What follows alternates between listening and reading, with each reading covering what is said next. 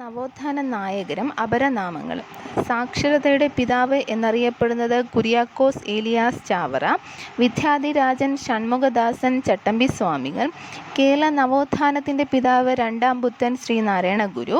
കേരളത്തിലെ മുസ്ലിം നവോത്ഥാനത്തിൻ്റെ പിതാവ് വക്കം മൗലവി. മലബാറിലെ ശ്രീനാരായണ ഗുരു വഖഫാനന്ദൻ. കേരള മദൻ മോഹൻ മാളവ്യ, ഭാരത് കേസരി മന്നത്ത് പത്മനാഭൻ. കേരള ലിങ്കൺ പണ്ഡിറ്റ് കറുപ്പൻ. കേരള ഗാന്ധി കെ കേളപ്പൻ. കേരളത്തിൻ്റെ വന്ധ്യവയോധികൻ കെ പി കേശവമേനോൻ. സിംഹളസിംഹം സി കേശവൻ. പുരുഷസിംഹം ബ്രഹ്മാനന്ദ ശിവയോഗി.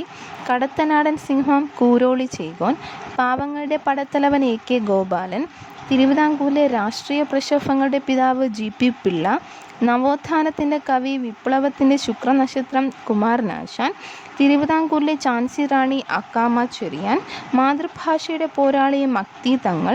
പുലയ ഗീതങ്ങളുടെ പ്രവാചകൻ കുറുമ്പൻ ദൈവത്താൻ.